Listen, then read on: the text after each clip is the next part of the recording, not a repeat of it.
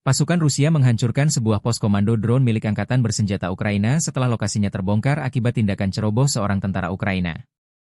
Menurut laporan saluran Telegram pro-Rusia, Siberian Union, tentara tersebut keluar dari persembunyian demi mengambil foto untuk media sosial, yang kemudian membantu pasukan Rusia mengidentifikasi dan menyerang posisi strategis itu. Insiden ini kembali menyoroti risiko penggunaan media sosial di zona konflik, terutama oleh personel militer yang tidak menyadari dampak keamanan dari unggahan mereka.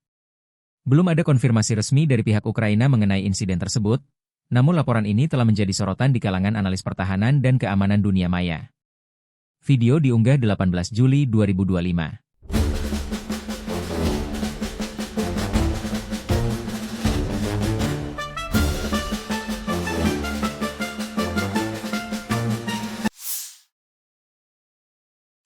Rusia kembali melancarkan gelombang serangan udara ke Ukraina pada Selasa hingga Rabu 16 Juli 2025 dini hari.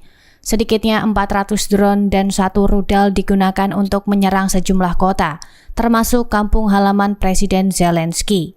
Serangan ini disebut sebagai yang terbesar pekan ini dan menyebabkan kerusakan serius.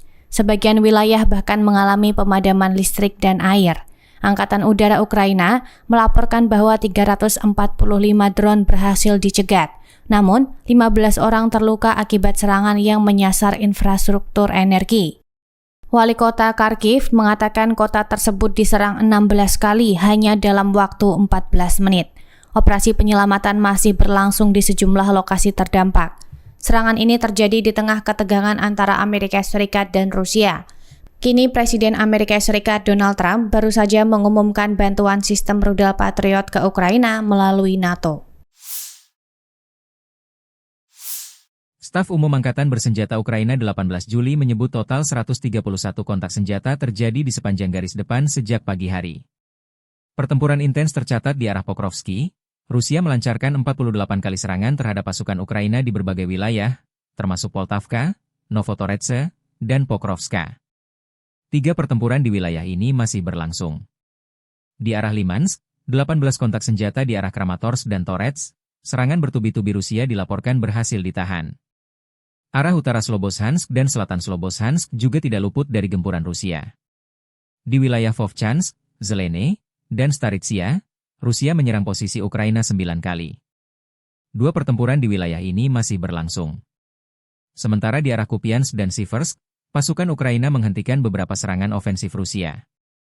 Ukraina mencatat keberhasilan menahan serangan Rusia di berbagai sektor, termasuk keberhasilan batalion pengintaian terpisah ke-140 dan brigade pertahanan teritorial terpisah ke-105 menghancurkan kekuatan lawan secara signifikan. Di tengah meningkatnya intensitas serangan, pasukan pertahanan Ukraina menembak jatuh 36 drone serang musuh hari ini. Presiden Volodymyr Zelensky menekankan pentingnya peningkatan produksi senjata dalam 6 bulan ke depan untuk mendukung garis depan. Zelensky menargetkan 50% dari total senjata yang digunakan berasal dari produksi dalam negeri. Di sisi lain, Rusia kini terpaksa menggunakan kapal-kapal kecil untuk melindungi instalasi mereka di Laut Hitam, menandakan meningkatnya tekanan dari pihak Ukraina, demikian dilansir militer Ukraina. Militer Rusia total kehilangan 1.039.830 tentara di Ukraina sejak dimulainya invasi skala penuh 24 Februari 2022, Staf Umum Angkatan Bersenjata Ukraina. Angka tersebut mencakup 1.180 korban yang diderita pasukan Rusia hanya dalam sehari terakhir. Pasukan Putin juga kehilangan 3 tank, 47 sistem artileri, 135 drone ditembak jatuh dan 111 kendaraan pengangkut personel dalam 24 jam terakhir.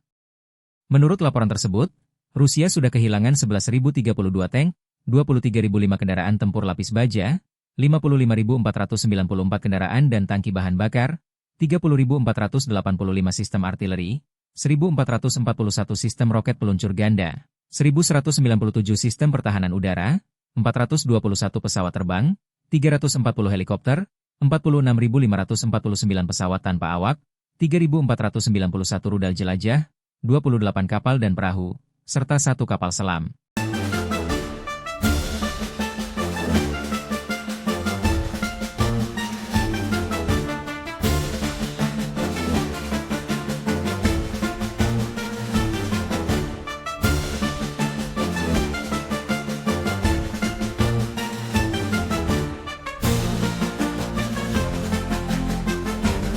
Download Tribun X sekarang.